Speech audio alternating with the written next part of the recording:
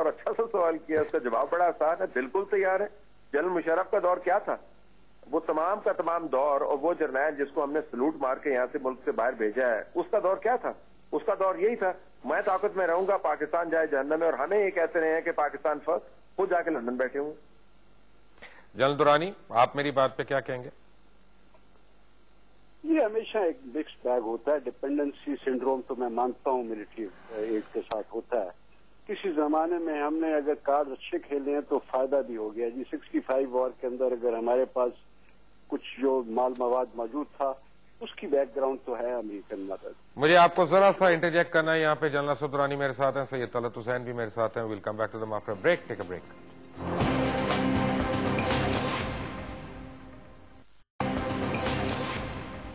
Welcome back from the break. Talat Hussain صاحب، میرے پاس وقت کی بڑی کمی ہے، لیکن میں آپ سے ریکویسٹ کروں گا بڑی کوئکلی اگر آپ مجھے بتا سکیں، جو آپ نے پروگرام کے شروع میں بات کی تھی کہ ٹائمنگ کیوں امپورٹنٹ ہے اس کالم کی؟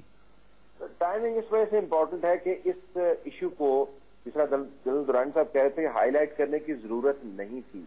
اب بتایا گیا ہے کہ CIA اور ISI کے درمیان حالات ٹھیک نہیں ہیں، دونوں کی آپس میں لڑائی چل رہی ہے، اور دونوں کے اپنے اپنے گولز واضح ہیں۔ تو جو لوگ یہ سمجھتے ہیں کہ دونوں مل بیٹھ کے اپنے معاملات طے کر لیں گے، ایسا کوشش نہیں ہے۔ یہ عین ممکن ہے کہ CIA کے اندر سے یہ آواز اٹھی ہو کہ یہ اس قسم کی سٹوری پلانٹ کی جائے، تاکہ لوگوں کو یہ احساس ہو کہ پاکستان اور امریکہ کی انٹیلیجنس ایجنسیز کے رستے جو ہے مختلف بھی ہو سکتے ہیں۔ سید طلعت حسین صاحب، آپ کا بہت بہت شکریہ ہمیں پوائنٹ بلینک ورلڈ لقمان پہ جوائن کرنے کا۔ جنرل درانی صاحب، مائی لاسٹ کوشچن از کہ بار بار پاکستان آرم فورسز اور ISI MI ان ساری انٹیل ایجنسیز کو اتنا کیوں امریکن میڈیا اور انڈین میڈیا بالخصوص مل کر ٹارگٹ کرتا ہے، اور ہم اس کا جواب دینے سے قاصر رہتے ہیں؟ وجوہات تو بہت سی ہیں، میرے لیے سب سے عام وجہ ایک تو ٹیکٹیکل ہوتی ہے۔ افغانستان میں اگر یہ کام ہو رہا ہے تو آپ کو ایک پریشر رکھنا ہے۔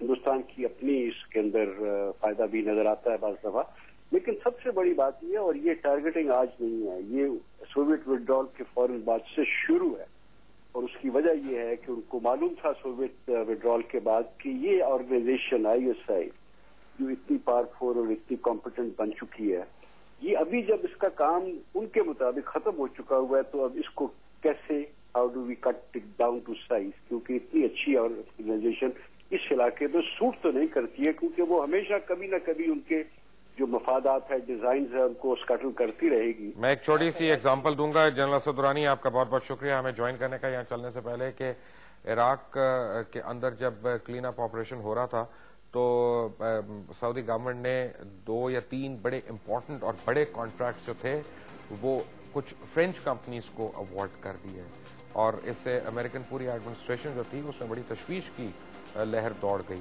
اور CIA کو ٹاسک دیا گیا، CIA کو ہدایات دی گئیں، انہوں نے ان فرینچ کمپنیز کے جتنے کٹے چھٹے تھے ان کو جمع کیا، ان کا ڈوزیئر بنایا، اور سعودی گورنمنٹ کو جا کے ان لوگوں نے پیش کیا، اور سعودی کنگ کو فوراً سعودی گورنمنٹ کو وڈرا کرنی پڑی، اور وہ کانٹریکٹس اس طرح امریکن کمپنیز کو الاٹ ہو گئے، جس میں ہیلی برٹن بھی ہے اور 1-2 کمپنیز بھی ہیں۔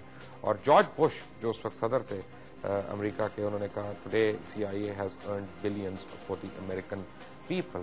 تو 21ویں صدی میں ایجنسیز جو ہوتی ہیں ان کے کام کئی قسم کے ہوتے ہیں اور کئی نوعیتوں کے ہوتے ہیں، اور ہم دیکھنا یہ ہے کہ کتنی آرام سے ہم اپنے آپ کو بلیم کرتے رہیں۔ بٹ چلتے چلتے آپ کو میں نے ایک بہت امپورٹنٹ خبر دینی ہے کہ پیر کے دن سے 12 تاریخ سے، یاد رکھیں پیر کے دن سے 12 تاریخ سے پوائنٹ بلینک ورلڈ لقمان جو ہے انشاءاللہ 8 بجے آپ ایکسپریس پہ دیکھ سکیں گے۔ انٹل ٹمارو، اللہ حافظ۔